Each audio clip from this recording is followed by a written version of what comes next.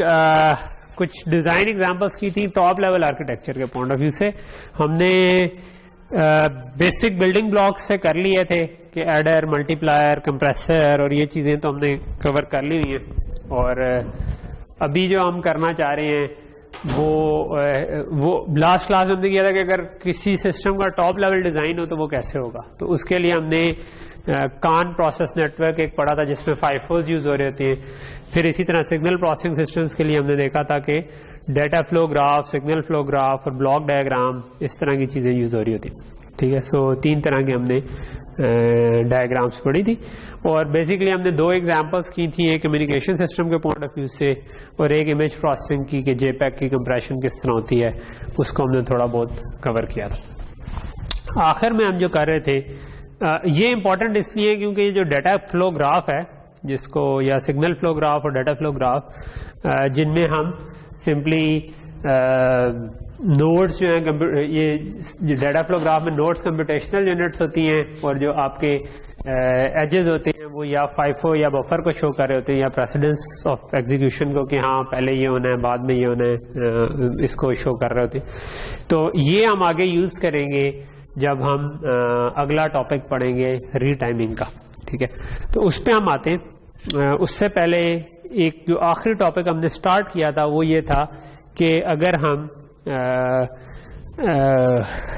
कोई circuit design कर रहे हैं तो उसमें 3 ऑप्शन होती हैं। एक ये कि आपकी सैम्पलिंग फ्रीक्वेंसी और क्लॉक फ्रीक्वेंसी बराबर हो, एक ये कि आपकी सैम्पलिंग फ्रीक्वेंसी क्लॉक फ्रीक्वेंसी से ज्यादा हो, और एक ये कि सैम्पलिंग फ्रीक्वेंसी क्लॉक फ्रीक्वेंसी से कम हो।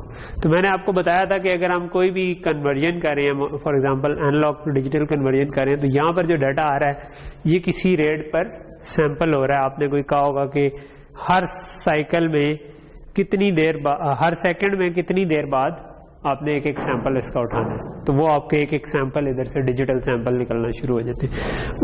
उसका जो पीरियड है यहाँ से यहाँ तक डिस्टेंस इज कॉल्ड पीरियड, और 1 आवर पीरियड इज फ्रीक्वेंसी, जो हमें बता देता है कि एक सेकंड में कितनी दफा हो रहा है। फॉर एग्जाम्पल अगर फ्रीक्वेंसी 50 मेगाहर्ट्ज है तो इसका मतलब है एक सेकंड में 50 मिलियन सैंपल्स आपके पास आ जाएंगे।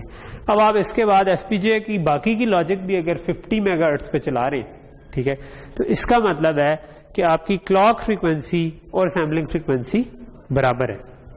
जो ये वाला केस होता है जब क्लॉक फ्रीक्वेंसी और सैम्पलिंग फ्रीक्वेंसी बराबर होती है, तो उसको हम कहते हैं कि हम उस केस में डेडिकेटेड फुली पैरेलल आर्किटेक्चर बना सकते हैं कि जो आपने स्टेप्स परफॉर्म करने थे एल्गोरिथम्स में, उनके हर स्टेप का हार्डवेयर यूनिट बना दें जो हर साइकिल में इनपुट ले रहा हो, हर साइकिल पे आउटपुट ले रहा हो, तो हमारा काम हो जाएगा। तो ये clock frequency is equal to sampling frequency वाला। अगर इसके फर्क केस हो, फॉर एग्जांपल आपकी क्लॉक फ्रीक्वेंसी ज्यादा है, सैम्पलिंग फ्रीक्वेंसी कम है, यानी कि ये 50 मेगाहर्ट्ज पे डाटा आ रहा है हमारे पास, लेकिन मैं आगे चल रहा हूं 200 मेगाहर्ट्ज पे, मैंने अपनी आगे की लॉजिक चलानी है। तो इसका क्या मतलब है कि ये उससे 4 टाइम्स तेज है। इसका मतलब है कि मेरे पास जब एक सैंपल आता है तो अगला सैंपल आने तक 4 साइकिल हैं जिसके अंदर मैं कोई भी काम कर सकता हूँ। तो उसमें डिजाइन की कोई और ऑप्शंस हो सकती हैं कि आप लेट से आपका एक मल्टीप्लायर था, वो पहले साइकिल में आप एक काम करवाएं, दूसरे साइकिल में दूसरा कराएं, तीसरे साइकिल में तीसरा कराएं, चौथे साइकिल में चौथा कराएं, तो फिर अगले का पहला साइकिल शुरू हो जाएगा, दोबारा पहला काम शुरू करवाना शुरू। ठीक है, so you can reuse resources then. ठीक है, सो ये हम आगे जाके पढ़ेंगे कि जब रीयूज करना हो तब क्या करना पड़ेगा। तो वो केस है कि आपकी क्लॉक फ्रीक्वेंसी सैम्पलिंग फ्रीक्वेंसी से ज्यादा थी।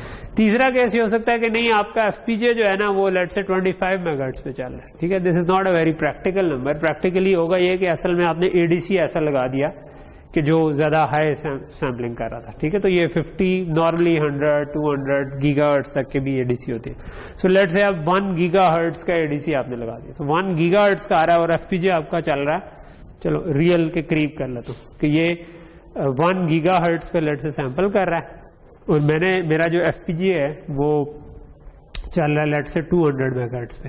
ठीक है, तो अब ये उससे 5 टाइम्स कम है। तो इसका मतलब है कि इसके एक साइकिल में 5 सैंपल पीछे से आ चुके होंगे। तो अब मुझे जो एल्गोरिथम चलाना है वो कुछ इस तरह चलाना है कि अगर 5 इकट्ठे सैंपल भी आ रहे हो तो वो हार्डवेयर चल सके।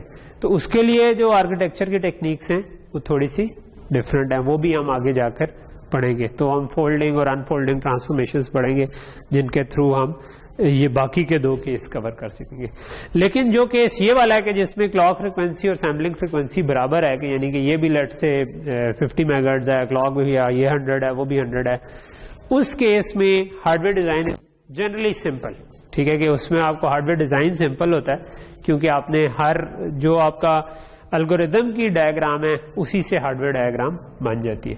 सो लेट्स से कि ये आपका डाटा फ्लो ग्राफ था जो एल्गोरिदम को रिप्रेजेंट कर रहा था, जो आपने मैटलैब जिसमें पहले टेस्ट कर लिया, आपको पता चल गया, उससे आपने डायग्राम सामने रखी, आप कोई ऑपरेशन कर रहे थे, दूसरा ऑपरेशन, इसकी आउटपुट इधर जा रही थी, इसकी आउटपुट इधर जा रही थी, कोई और ऑपरेशन की आउटपुट। सो आपने अगर इसको हार्डवेयर पे मैप करना है तो what you can do is कि आप सिंपली इस ऑपरेशन के लिए जो भी हार्डवेयर का यूनिट बनता है वो बना दे, इस ऑपरेशन के लिए जो भी हार्डवेयर का यूनिट बनता है वो बना दे, एंड इन सारे हार्डवेयर के यूनिट्स को बना दे, और पीछे से हर साइकिल पे इनपुट आ रही है और ये हर साइकिल पे आउटपुट निकालना शुरू कर।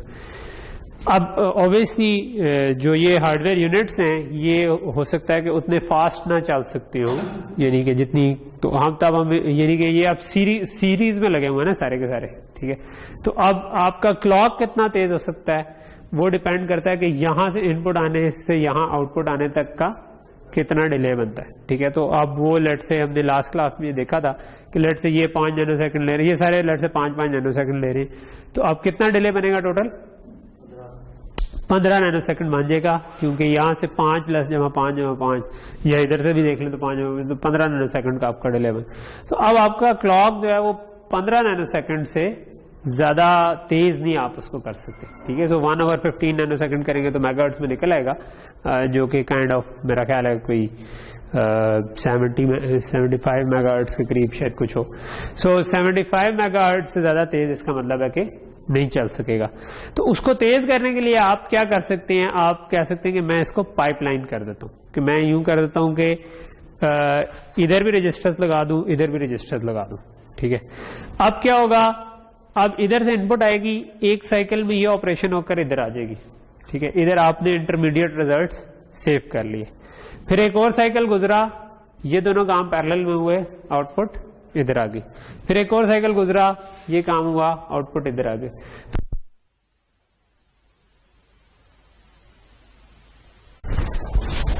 चले जी, बातें नहीं है, अब वापस लेट आ गए और ऊपर से बातें शुरू हुई है तो अच्छी बातें नहीं है। ओके, तो मैं ये कह रहा था लाइट जाने से पहले कि हम इसको पाइपलाइन कर सकते हैं कि हम इस स्टेप को 3 हिस्सों में तोड़ लें। इट्स जस्ट लाइक कि जिस तरह एक तंदूर पे होता है ना कि आप अगर एक ही बंदा पेड़ा बनाए, फिर उसको बेले, फिर उसको लगाए और फिर अगली दफा पेड़ा बनाए, तो उसको ज्यादा टाइम लगेगा। उसके बजाय अगर वो पेड़ा बनाए अगले बंदे को दे दे, अगला बंदा जब उसको बेल रहा होगा तो ये अगला पेड़ा बनाना शुरू कर देगा, ठीक है। फिर वो जो आगे लगा रहा होगा वो लगाए, और लेट्स अज्यूम के उतारने वाला एक और है, तो 4 साइकिल हमारे लग जाएंगे काम करने में। लेकिन आपको रोटी तो 4 स्टेप्स के बाद मिलेगी, लेकिन हर स्टेप इंडिविजुअली तेज हो गया, ठीक है। तो आप तेजी से पेड़े आ सकते हैं जिनको आप प्रोसेस करते हैं, पेड़ा बनाया, रोल अप किया, अगली पैरेलल में। तो पाइपलाइनिंग काइंड ऑफ इस तरह चलती है कि जिसमें ये पूरा काम, इस वक्त ये पूरा एक ही बंदा काम कर रहा था, समझे, कि जिसने ये भी काम करना था, ये ऑपरेशन दोनों पैरेलल में होने थे, फिर ये वाला ऑपरेशन होना था और आउटपुट आ जानी थी। अगर हम इधर रजिस्टर लगा देंगे तो अब हमने इंटरमीडिएट स्टोरेज लगा दिया कि यार ये आधा काम हुआ था सेव कर लो, ये वाला आधा काम बाकी का करो, लेकिन पैरेलल में अगले इनपुट ले लो और उस पर ये वाला काम करके सेव कर लो। फिर जब इस पे ये वाला काम कर रहे हो तो जो दूसरी दफा आया था उस पे प्रोसेसिंग करके इधर तक ले आओ, और जो तीसरी दफा आया था उसको इधर सेव कर लो, ठीक है। तो पहला आउटपुट निकलने में थोड़ा 4 साइकिल लग जाएंगे, लेकिन उसके बाद हर साइकिल में आउटपुट आ रही होगी। लेकिन फर्क क्या पड़ा, फर्क ये पड़ा कि अब जिस तरह उसमें भी आपने टाइम सेव किया ना, कि अब हर काम के यूनिट में पेड़ा बनाने में, बेलने में, लगाने में और निकालने में जो टाइम लगना था, ठीक है, आपके लिए अब एक ही का टाइम लग रहा है, उसमें उतनी देर में पेड़ा भी जा रहा है, उतनी देर में अगली उससे पिछली वाली बेला जा रहा है, उससे पिछले वाला रोटी लग रही है और उससे पिछली वाली बाहर निकल रही। तो इसका क्या मतलब हुआ कि आपको जो टाइम लग रहा था वो एक स्टेप जितना टाइम लग रहा है, लेकिन आपको पहला जो रोटी बाहर आनी थी उसमें टाइम आपको थोड़ा सा ज्यादा लगा। तो ये वाला काम जो है ना, ये पाइपलाइनिंग बेसिकली इस तरीके से चल रही होती है। तो हम इसको रीटाइम इस तरीके कर लेते हैं कि अब हमारा क्लॉक साइकिल इंप्रूव हो जाएगा। सो अगर ये ले रहा था 15 नैनो सेकंड, तो अब हमारा क्लॉक साइकिल 5 नैनो सेकंड पे आ गया, क्योंकि हर एक 5 नैनो सेकंड। तो 5 नैनो सेकंड का मतलब है कि हम 3 टाइम्स फास्ट हो गए। जो पहले हम 75 मेगाहर्ट्ज पे चल रहे थे, अब हम 200 मेगाहर्ट्ज पे चल सकते हैं, ठीक है।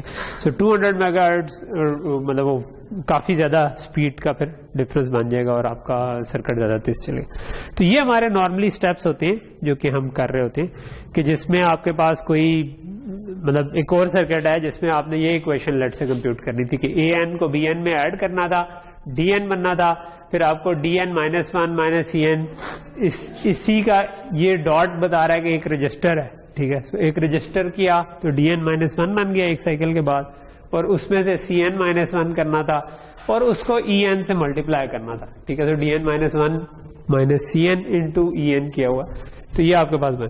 सो आपने क्या किया, ये आपका लेट से मैटलैब में आपने इस तरीके से कोड लिखा हुआ था, तो इसका हार्डवेयर बनाना था।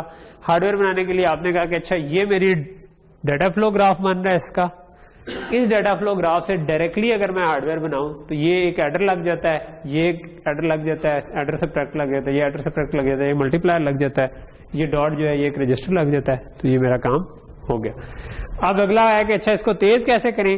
तो तेज आप ऐसे कर सकते हैं कि आप कहेंगे यार मैं इसके बाद भी एक रजिस्टर लगा देता हूं, ठीक है। तो ये आप सीक्वेंस में चल रहे हैं, एक साइकिल लेट हो जाएंगे बट हमारे पास पाइपलाइन हो जाएगा, हमारे पास डिले जो है ना वो मैक्सिमम इस मल्टीप्लायर का होगा, तो आप इस जगह पर रजिस्टर लगा सकते हैं। अच्छा, सो अभी जो हम फोकस करना चाह रहे हैं वो इस पाइपलाइनिंग पे करना चाह रहे हैं, ठीक है। सो ये जो पाइपलाइनिंग वाली चीज है कि किस तरह हम चीज को फास्ट कर सकते हैं, पाइपलाइनिंग एंड री टाइमिंग, ये हमारा फोकस है आज के लेक्चर का। तो ये हमारा बुक का जो चैप्टर है, आई थिंक ये 7 है कि 6 है। Okay okay okay okay okay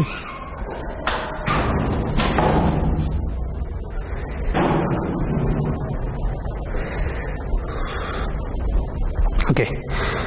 so book में जो सीक्वेंस है ना, मैंने उसको थोड़ा सा आगे पीछे किया है, यानी कि मैंने ये किया है कि आपको एडर मल्टीप्लायर वगैरह पहले पढ़ाए हैं, और ये जो डेडिकेटेड आर्किटेक्चर का डिजाइन है ये मैं बाद में बता रहा हूँ। हमने जो इससे पहले काम कर रहे थे वो कंप्रेसर्स और ये सारी चीज कर रहे थे, ठीक है, और उसकी 2-3 एग्जांपल की थी। उसमें क्योंकि आगे पाइपलाइनिंग यूज हो रही है तो वहां पर मैं अब आपको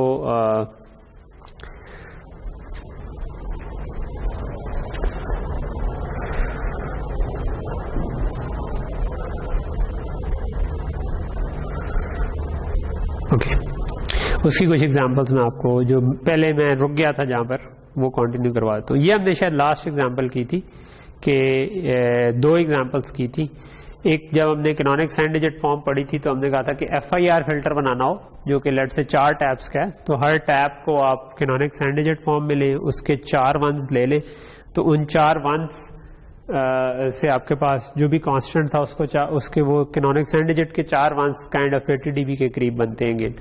तो वैसे आप हर मल्टीप्लायर के लिए ये करें तो 4 पार्शियल प्रोडक्ट्स आ जाएंगी और एक कंप्रेशन ट्री बनाएं, ठीक है, जो कि इन सब को कंप्रेस करके आखिर में 2 लेयर से दे, उनको आप कैरी प्रोपेगेट एडर से ऐड करें और फिर आउटपुट निकाल दें। तो ये हमने यहाँ तक ये वाली एग्जांपल FIR की थी एक, और ग्लोबल करेक्शन वेक्टर, क्योंकि आपने ऑब्वियसली टैप्स 4 अगर डिफरेंट आपने ऐड किए हैं तो उनमें से कुछ साइंड होंगे, कुछ पॉजिटिव होंगे, कुछ नेगेटिव होंगे। जो नेगेटिव होंगे उसकी भी हमने टेक्निक पढ़ी थी कि MSB को फ्लिप करें और उसके आगे 1s ऐड कर दें, तो जो 1s हैं उन सबको आप ऐड करें, और जो 2s कॉम्प्लीमेंट के लिए LSB पे 1 ऐड करना था वो भी ऐड करें, तो उन सबको एक ही दफा ऐड करके जो रिजल्ट आता है उसको करेक्शन वेक्टर के तौर पर आप यूज कर लें। तो ये हमने FIR की एग्जांपल की थी, और एक फिर हमने IIR की एग्जांपल की थी जिसमें हमने कहा था कि अगर फर्स्ट ऑर्डर IIR फिल्टर है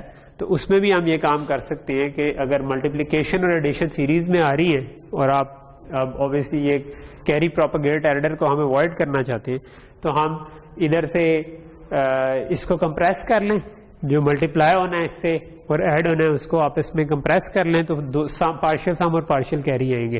तो लेकिन उसमें मसला ये है कि पार्शियल सम और पार्शियल कैरी ही को हम फीडबैक कर लें, तो लेकिन आपको फिर जो दो आ रही है पार्शियल प्रोडक्ट्स, उनको दोनों के लिए मल्टीप्लायर की कंप्रेसर के लिए निकालने पड़ेंगे और उसके बाद रिडक्शन करके आप वापस फीडबैक करते जाए।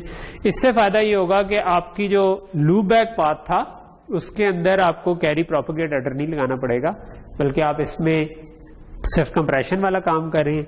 इसके बाद आपके पास क्योंकि एडर आ रहा है तो जो काम फीडबैक में होता है, मैंने आपको बताया था, उसके अंदर हम ये नहीं कर सकते कि उसमें हम खुद से रजिस्टर्स डाल दें, उससे उसका ट्रांसफर फंक्शन ही चेंज हो जाता है, वो फिल्टर ही कुछ और काम करना शुरू हो जाता है। लेकिन जो फीड फॉरवर्ड पाथ होता है उसके अंदर हम रजिस्टर ऐड करें अगर, तो सिर्फ टाइम का डिले बनता है। जिस तरह अभी हमने पाइपलाइन किया कि भाई पहले साइकिल के बजाय दूसरे साइकिल में आउटपुट आएगी, लेकिन आएगी ठीक है। तो ये अगर हम फीड बैक पाथ से बाहर निकाल दिए कैरी प्रोपेगेटर, तो इसका मतलब है कि हम इस जगह पर पाइपलाइन कर सकते हैं। इधर मैं रजिस्टर लगा सकता हूँ, इस जगह पर रजिस्टर लगेगा तो हमारा टोटल जो क्रिटिकल पाथ था वो छोटा बनेगा अब, ठीक है। तो ये दो एग्जांपल्स हमने कर ली थी। एक तो और एग्जांपल्स हैं, जिस तरह ये सेकंड ऑर्डर फिल्टर है, ये आई थिंक डायरेक्ट फॉर्म 2 वाला है। आपने जो सिग्नल सिस्टम या डिजिटल सिग्नल प्रोसेसिंग पढ़ी होगी, उसके अंदर फिल्टर डिजाइन का एक सेक्शन होता है जिसके अंदर आप फिल्टर के आर्किटेक्चर्स पढ़ते हैं, direct form 1, direct form 2, transposed form. उसमें आपने सिग्नल फ्लो ग्राफ और डाटा फ्लो ग्राफ यूज करते हुए बनाए होंगे, और फिर उसमें नॉर्मली, अब खैर मुझे भी थोड़ा थोड़ा सा भूल रहा है क्योंकि मैं काफ़ी पहले डीएसपी पढ़ी थी, लेकिन जहाँ तक मुझे याद पड़ता है कि आप सिग्नल फ्लो ग्राफ का ट्रांसपोज भी ले लें तो स्टिल वो उसी तरह काम करता रहता है। तो ट्रांसपोज फॉर्म ये कर रही होती है, ठीक है। तो ये एक सेकंड ऑर्डर फिल्टर का सर्किट बना हुआ है। तो अगेन इसके अंदर ये ट्रांसपोज फॉर्म है, इसलिए फीडबैक इस तरफ नजर आ रहे हैं। ट्रांसपोज फॉर्म में एरोज की डायरेक्शन उलट जाती है, लेकिन आप कर क्या रही हैं, ये वाली साइड फीडबैक है, यानी कि आपका ये इनपुट आ रही है, मल्टीप्लाई होके ऐड होके ये रजिस्टर डिलेज हैं, ये फीडबैक है, और ये फीड फॉरवर्ड वाला पाथ है, ठीक है। तो ये डायरेक्ट फॉर्म 2 का जो सिंपल आपका IAR फिल्टर है। तो IAR फिल्टर में फीडबैक एग्जिस्ट करता है, तो इसके अंदर आपके पास फीडबैक एग्जिस्ट कर रहा है। तो इसको हम फास्ट करना चाहते हैं, ठीक है। तो दो तरह के फास्ट करने के मैकेनिज्म है, एक जो हम वो कंप्रेशन ट्री वाला पढ़ चुके हैं, और एक जो हम पाइपलाइनिंग अभी पढ़ना शुरू किया। तो हम दोनों को, मतलब कंप्रेशन ट्री वाला हम एक्सटेंसिव पढ़ चुके हैं, ये उसकी आखिरी एक दो एग्जांपल्स हैं जो हम करेंगे, और उसके बाद हम आ जाएंगे पाइपलाइनिंग के थ्रू चीजों को करने के ऊपर। सो इसके अंदर अगेन यही मसला आ रहा है कि हमारे पास मल्टीप्लायर एडर, इस तरह भी मल्टीप्लायर एडर। तो इसका क्रिटिकल पाथ क्या होगा, लॉन्गेस्ट पाथ क्या होगा? वैसे अगर लेट से मल्टीप्लायर 2 टाइम यूनिट लेता है और एडर 1 टाइम यूनिट लेता है, तो इसका क्रिटिकल पाथ कितना होगा, कितने टाइम यूनिट का होगा? उसके लिए क्या देखना होगा कि सीरीज में कितने मल्टीप्लायर और एडर आ रहे हैं, ठीक है। तो यहां से तो ये दोनों पैरेलल में पाथ निकल के, तो या तो आप इस तरफ देखेंगे या इस तरफ देखेंगे, ठीक है। इस तरफ मल्टीप्लायर एडर आ रहा है, इस तरफ मल्टीप्लायर एडर आ रहा है, इस तरफ एडर मल्टीप्लायर एडर आ रहा है, ठीक है। सो मल्टीप्लायर एडर, ठीक है। सो मल्टीप्लायर, सो ये सारे पास जो हैं, ये सारे मल्टीप्लायर एडर इनमें आ रहा है, एक मल्टीप्लायर 2 एडर। सो इसका मतलब है कि अगर ये 2 यूनिट है और ये भी एक यूनिट है, तो टोटल 4 यूनिट का आपके पास क्रिटिकल पाथ, ठीक है। फीड फॉरवर्ड पाथ हो उसको आप पाइपलाइन इजीली कर सकते हैं। फीडबैक पाथ को पाइपलाइन करना इजी नहीं है, क्योंकि अगर दरमियान में रजिस्टर लगाया तो उसका रिस्पॉन्स ही चेंज हो जाता है। तो उसको करने के लिए हम आगे टेक्निक्स पढ़ेंगे कि क्या हो सकती है। तो पाइपलाइन करना से पहले हम कंप्रेशन ट्री में क्या कर सकते हैं, अगर हम इसको कंप्रेशन ट्री से ऑप्टिमाइज करना चाहें तो हम क्या करेंगे कि जो मल्टीप्लिकेशन है इससे पार्शियल प्रोडक्ट जनरेट सिंपली करें, मल्टीप्लायर ना लगाएं, क्योंकि मल्टीप्लायर के एंड पे भी एडर होता है, ये एडर भी पूरा वो कैरी प्रोपेगेटेड है, हम इसको नहीं बीच में रखना चाहते। तो हम इधर से इसका भी कंप्रेसर लगा दें, इसका भी कंप्रेसर लगा दें, और ये जो सारी चीजें हो रही है इन सबको आप इकट्ठा कंप्रेस कर सकते हैं। यानी ये एक कांस्टेंट से मल्टीप्लाई हो रहा है, ये भी एक कांस्टेंट से मल्टीप्लाई हो रहा है, ये उसमें ऐड हो रहा है, तो ये बहुत सारी पार्शियल प्रोडक्ट्स जनरेट की, उनके साथ ये एक और पार्शियल प्रोडक्ट के तौर पे ऐड हो गया, उनके साथ ये एक और पार्शियल प्रोडक्ट है। तो ये आपके पास जितने बिट का था उसके हिसाब से कंप्रेसर बन जाएगा। अगर आपने ये 4 बिट रखी हुई थी कैनोनिकल साइन डिजिट फॉर्म बना के, तो 4 बिट का ये, 4 बिट का ये, 8 बिट, फिर 8 पार्शियल प्रोडक्ट्स आपके पास इधर से आई, एक आपकी आपस में ये दोनों ऐड हुई और साथ एक ये आ गई, 8 जमा 1 9 बन गई, ठीक है। लेकिन हमने इस डिजाइन में देखा था कि जब हम इधर से कंप्रेस करेंगे तो इधर से एक पार्शियल सम और पार्शियल कैरी निकलेंगे। अगर हम उनको भी रजिस्टर कर दें तो इसका मतलब है कि हमें इधर जो मल्टीप्लाई करना है वो पार्शियल जो दो आ रही होंगी पार्शियल प्रोडक्ट्स, उन दोनों को मल्टीप्लाई करना है। तो इधर अगर मैं 4 वंस भी रख लूं कैनोनिक्स एंड डिजिट फॉर्म के, तो वो 4 पहली वाली पार्शियल प्रोडक्ट से भी होंगे और दूसरी वाली। एक मिनट बात से सर की देनी है।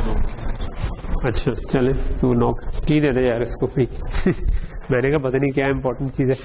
ओके सो यहां तक चीज समझ आ गई कि आपके पास ये जो यहां पर आपके दो पार्शियल प्रोडक्ट्स की बन जाएगी तो उन दोनों को मल्टीप्लाई करना है। दोनों को मल्टीप्लाई करना है तो 4 जमा 4 8 वो बनेगी, 4 जमा 4 8 यहां पर बनेगी।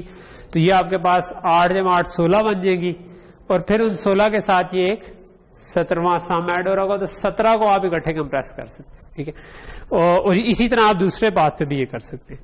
तो आप बेसिकली इस किस्म का आर्किटेक्चर बना सकते हैं कि ये दो पैरेलल में जो आ रही थी इनको आप इनको 4 को इधर से ले लें, इन 4 को इधर से ले लें, फिर इसी तरह जो दूसरा रजिस्टर था उसके 4 इधर से उठा लें और इसको भी उठा लें। तो ये आपके पास ये दोनों तरफ जा रहे हैं।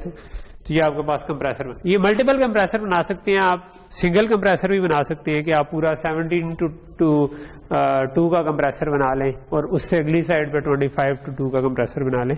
तो ये सारी डिजाइन ऑप्शंस एग्जिस्ट करती है। ठीक है। ओके सो आई थिंक कि ये वाली चीजें तो हमने काइंड ऑफ कर ली।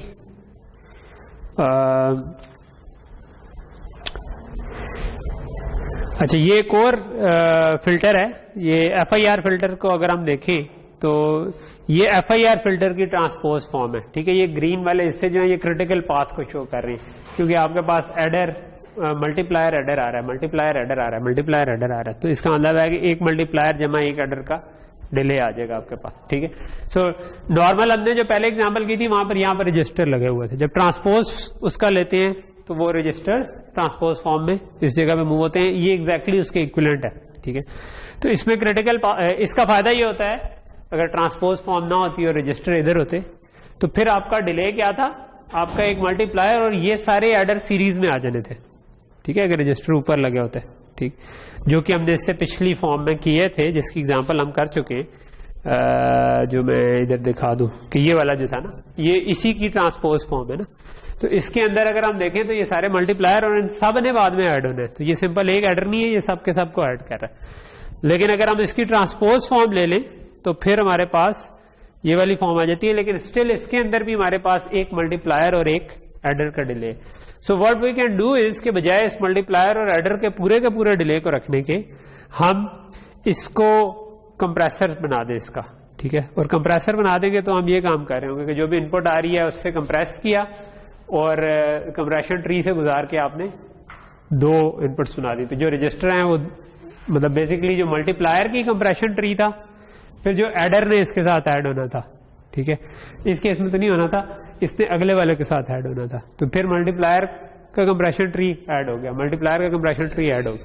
तो ये आपके पास एक तरह का इसके अंदर जो कैरी प्रोपेगेट एडर है वो लगा ही नहीं। ठीक है। आपने क्या किया, कंप्रेशन ट्री से गुजारा पार्शियल सम पार्शियल कैरी। और कंप्रेशन ट्री आपको याद होगा कि उसके अंदर फुल एडर्स के डिले सिर्फ आते थे, वो पूरा का पूरा कंडीशनल सम एडर टाइप का डिले नहीं आ रहा होता था। तो ये आपके पास एंड पे आउटपुट आ जाएगी जिसको आप यूज कर सकते। इसके आगे आप इन दोनों को ऐड करने के लिए कैरी प्रोपेगेट एडर लगा सकते हैं।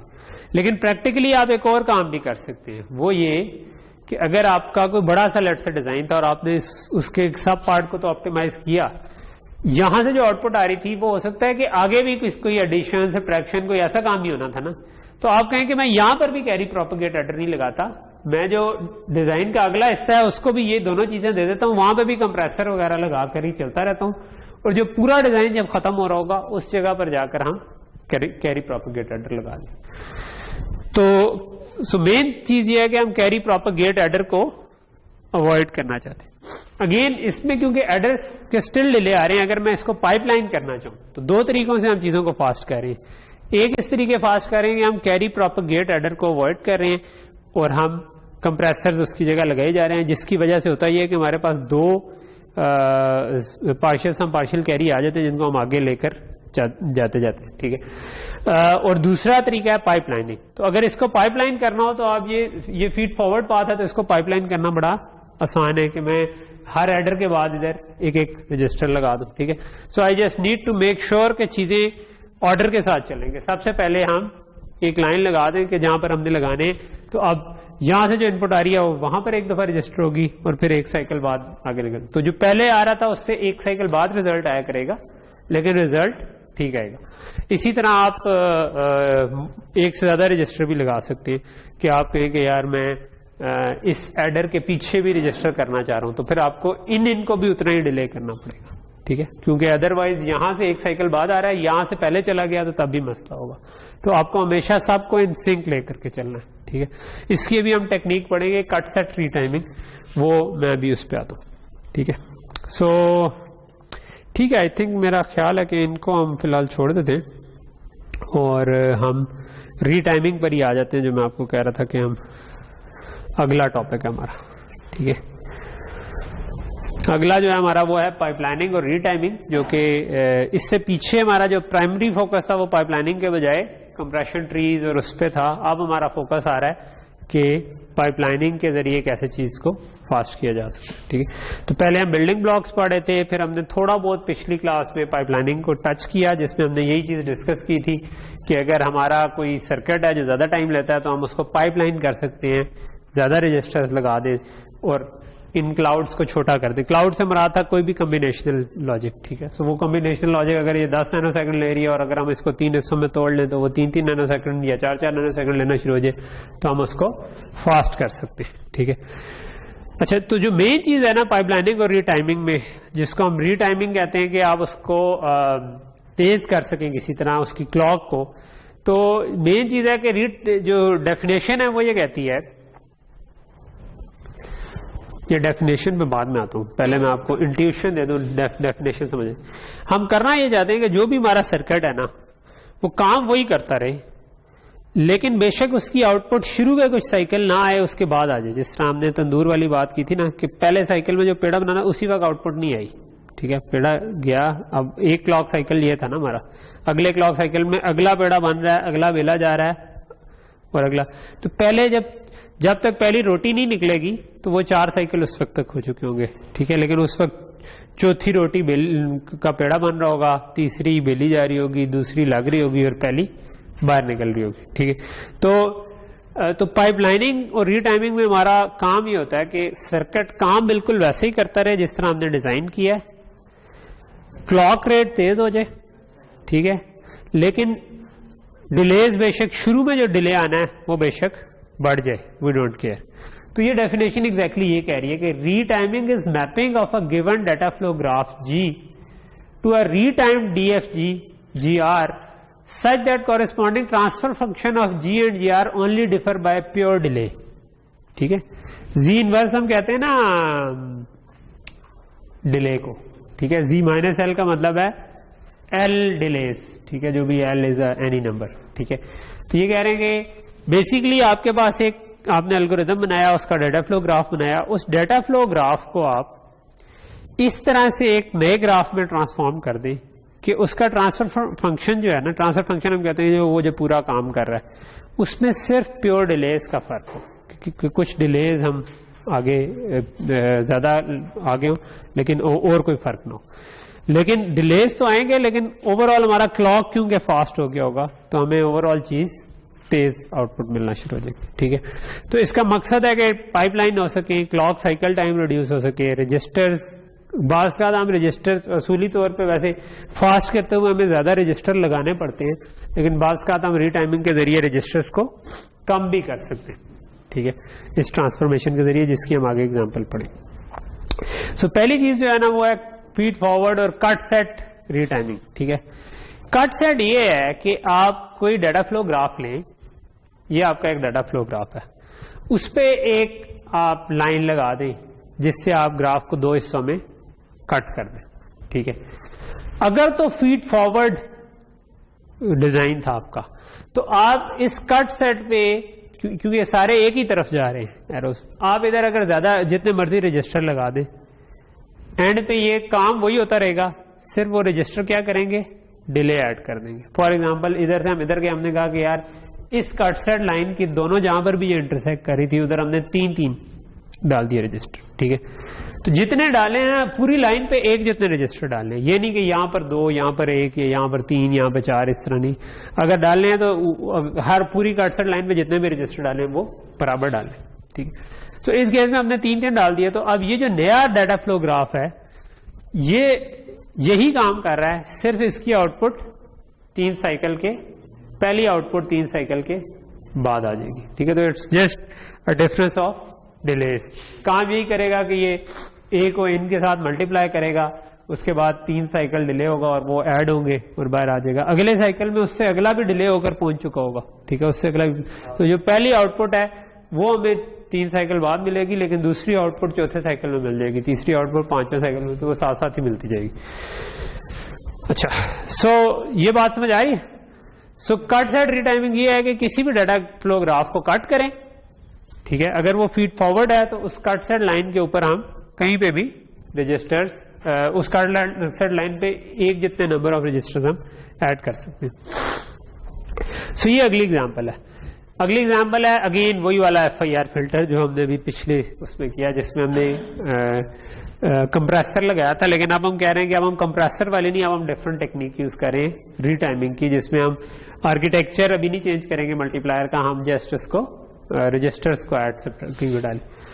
तो ये वाली लाइन कट सेट इसमें पहले से लगे हुए हैं, लेकिन ये वाली लाइन और ये वाली लाइन अगर आप इग्नोर कर दें तो ये बेसिकली आपके पास डायग्राम वही वाली है जो कि FIR फिल्टर की सिंपल डायग्राम थी। इसको अब लेट से कि मैं ये कट सेट लाइन लगाऊं, तो इसका मतलब है कि मैं 1, 2, 3, 4, 5 रजिस्टर इस जगह पर ऐड कर दूं तो ये पाइपलाइन हो जाएगा। इसी तरह अगर मैं ये कट सेट लाइन लगाऊं तो मैं इस जगह पर और इस जगह पर रजिस्टर ऐड कर सकता हूं, जिस तरह ये वाली एग्जांपल में उस वाली कट सेट लाइन के हिसाब से रजिस्टर ऐड हुआ हुआ है, ठीक है।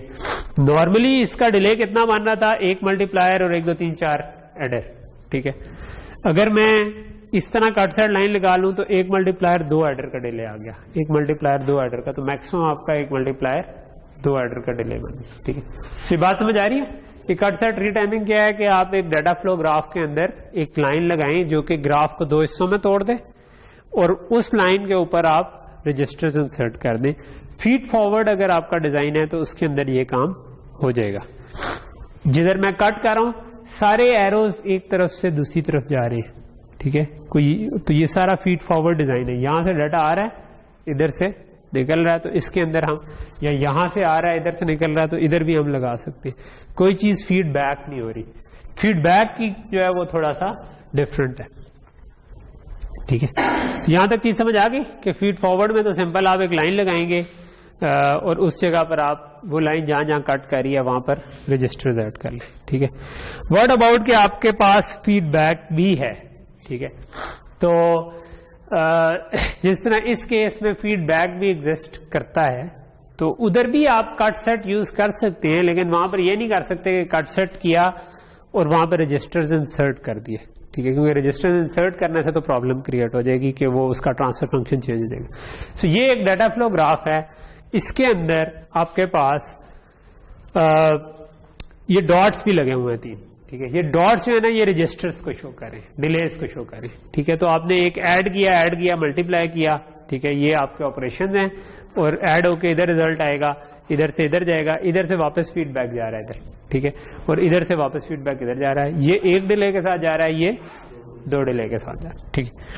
अच्छा, अगर आप फीडबैक पाथ एग्जिस्ट करता है उस पे कट सेट लाइन पे आप क्या कर सकते हैं, उस पे कट सेट लाइन पे आप ये कर सकते हैं कि इस कट सेट लाइन पे कुछ इनकमिंग एजेस हैं, कुछ आउटगोइंग एजेस हैं, ठीक है। सो अगर मैं इसकी राइट साइड पे देखूं तो यहां से देखते हुए ये इनकमिंग एज है, ठीक है। कट सेट लाइन की आप एक तरफ देख रहे होते हैं ना, क्योंकि जो इनकमिंग एज है वह दूसरी तरफ से आउटगोइंग होगा, तो हम किसी एक तरफ से देख रहे हैं ताकि हम कह सकें कि ये इनकमिंग एज है या आउटगोइंग एज है। उस्मान, आप क्यों मोबाइल पे इतनी देर के लगे हुए हैं यार? खैरियत है? बड़ा इंपॉर्टेंट कॉन्सेप्ट है ये, ठीक है। तो ये कट सेट लाइन जो है ना, अब अगर मैं इसको एक साइड से देखूं, जिस साइड से भी देखना चूज कर लूं, उस साइड से या उस तरफ, तो ये मेरे पास इनकमिंग एज है, ये आउटगोइंग एज है, ये भी इनकमिंग एज है अगर मैं इस तरफ से देख लूं, ठीक है। इसके इनकमिंग एज पे इस तरफ भी रजिस्टर है, इस तरफ भी रजिस्टर। तो हम कट साइड लाइन लगाकर अगर फीडबैक पाथ है ना तो उसमें रजिस्टर्स तो नहीं ऐड कर सकते, लेकिन हम रजिस्टर्स को मूव कर सकते हैं। मूव कैसे कर सकते हैं कि अगर तमाम इनकमिंग एजेस से मैं रजिस्टर खत्म करूं और आउटगोइंग एज पे वो रजिस्टर डाल दूं तो स्टिल ये डाटा फ्लो ग्राफ वही आउटपुट देता रहेगा। ठीक है, सो ये डाटा फ्लो ग्राफ की प्रॉपर्टी है कि अगर मैं कट साइड लाइन पे अगर इनकमिंग एज पे जो डिलेज आ रही हैं वो मैं उठा के आउटगोइंग पे ले जाऊं, लेकिन करना मुझे क्या पड़ेगा, तमाम इनकमिंग एजेस पे अगर वो रजिस्टर एग्जिस्ट करता है तो मैं उसको खत्म करके आउटगोइंग एज पे डाल सकता हूं। और इसका ऑपोजिट भी कर सकता हूं कि अगर आउटगोइंग एज पे कोई रजिस्टर एग्जिस्ट करता था तो वहां से खत्म कर दूं और इनकमिंग एज पे डाल दूं। ठीक है, तो इस केस में हमने ये किया है। जिस तरह हमने ये देखा कि जो इस तरफ इनकमिंग एज थे उन पे इस तरफ 2 रजिस्टर थे, इस तरफ 1 रजिस्टर था और इस तरफ कोई रजिस्टर नहीं था। तो हमने क्या किया कि हमने इन दोनों में से एक एक रजिस्टर उठाया और आउटगोइंग एज पे वो डाल दिया। ठीक है, तो उससे क्या हुआ कि ऊपर का रजिस्टर भी खत्म हो गया, नीचे का भी खत्म हो गया, लेकिन यहां पर रजिस्टर आ गया। ठीक है, तो इस तरह रिडंडेंट रजिस्टर एक रिमूव हो गया, यानी कि टोटल 3 रजिस्टर लगे हुए थे उसके बजाय अब 2 रह गए। ठीक है, और इसी किस्म के ऑपरेशन से अगर आपको पाइपलाइनिंग में हेल्प मिलती है तो फीडबैक में आप ये काम कर सकते हैं कि आप कट साइड लाइन लगाएं, लेकिन उसमें आप अपनी मर्जी से रजिस्टर नहीं डाल सकते। फीड फॉरवर्ड में क्या कर सकते थे कि जहां पे कट साइड लाइन लगाई है वहां पे रजिस्टर्स डाल दिए, तो रजिस्टर्स डाल दिए तो फिर आपके लिए आसानी होगी। ठीक है, कि आप उनको आगे पीछे मूव भी कर सकते हैं। वहां में एक और तरीका भी पढ़ेंगे कि मूव कैसे कर सकते हैं। सो यहां तक चीज क्लियर है कि एक हमने फीड फॉरवर्ड के लिए पढ़ा कि कोई कट साइड लाइन लगाएं उस पर रजिस्टर डाल दें, चीज पाइपलाइन हो जाएगी। दूसरा हमने पढ़ा कि अगर फीडबैक पाथ है तो कट साइड लाइन लगाएं, उसको देखेंगे उसके इनकमिंग एजेस, इनकमिंग और आउटगोइंग देखने के लिए आपको किसी एक साइड पे देखना पड़ेगा, क्योंकि हर incoming edges also and outgoing from the other side. तो हम किसी एक साइड की बात करें, जिस तरह इधर हमने इस साइड को देखा, राइट साइड को, तो इस तरफ से ये इनकमिंग थे, ये आउटगोइंग था, तो हमने ये दोनों रजिस्टर्स खत्म किए और वो इधर डाल दिए, तो इससे आपका एक रजिस्टर बच गया। ठीक है, हार्डवेयर में। और इसी तरह अगर आपको ये टाइमिंग में कहीं पे हेल्प करता पाइपलाइनिंग में, तो वो भी आप ये कर सकते थे कि भाई अगर आपके पास किसी और जगह रजिस्टर ज्यादा थे इनकमिंग एजेस पे, तो आप उनको आउटगोइंग पे मूव करके वहां पर पाइपलाइन कर दीजिए।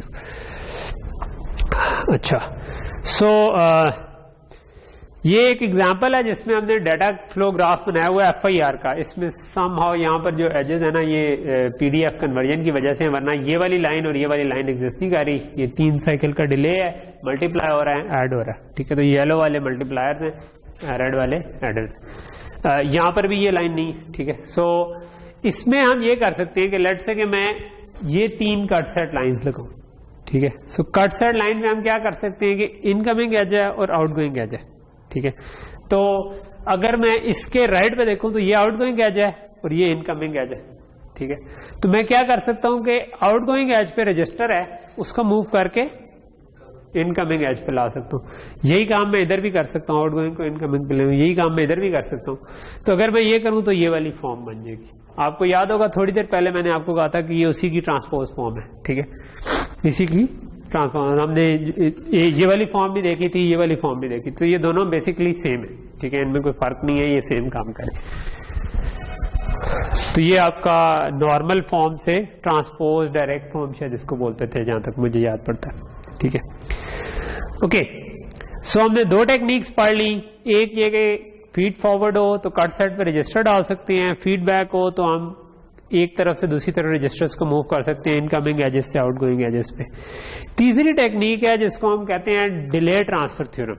ठीक है, वो ये है कि without affecting transfer function of nodes and registers can be transfer from each incoming edge of a node to outgoing edge. तो हमारे पास जो डाटा फ्लो ग्राफ है उसके अंदर वो जो सर्कल्स हैं वो हमारी नोड्स हैं।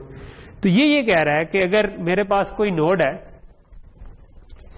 इसकी कुछ इनपुट्स हैं और कुछ आउटपुट्स हैं, तो कह रहा है कि अगर इसकी तमाम इनपुट पे कोई रजिस्टर था और वो मैं उठा के आउटपुट पर ले जाऊं तो इसके ट्रांसफर फंक्शन में कोई चेंज नहीं आएगी, ये वही काम करता रहेगा। अगर ये एडर था तो रजिस्टर क्या कर रहा था, तमाम इनपुट थी, एक डिले करके इसको दे रहा था और फिर वो आउटपुट निकल रही थी। अगर मैं उसको उठाकर आगे ले जाऊंगा तो तमाम इनपुट ऐड हो जाएंगी और उसके बाद एक का डिले हो जाएगा, तो ट्रांसफर फंक्शन पे तो कोई फर्क नहीं पड़ा। ठीक है।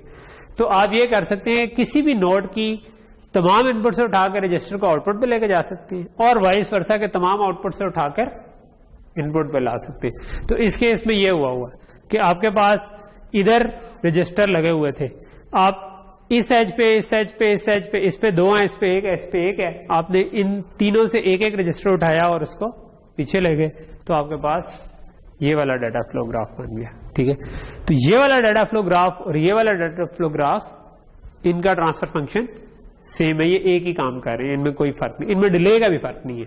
ठीक है, तो दूसरा हमने पढ़ा था कि कट फीड फॉरवर्ड में कट करके आप डिले डाल दें, वो तो एक साइकिल के बाद आपको आउटपुट देगा ना। फीडबैक में जो किया था उसमें भी डिले का कोई फर्क नहीं था। ठीक है, तो ये डिले भी उतना ही रहेगा, ट्रांसफर फंक्शन चेंज नहीं होगा जी। किसी भी नोड पे आपके डाटा फ्लो ग्राफ में 50 नोड में, आप उनमें से जिस नोड पे मर्जी ये अप्लाई कर दें।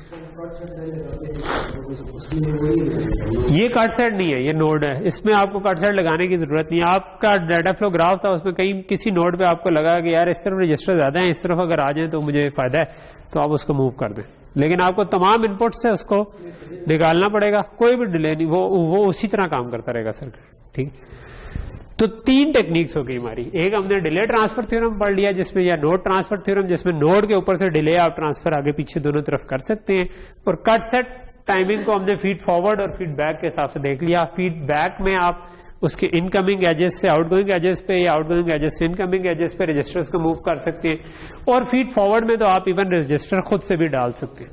ठीक है, ओके, सो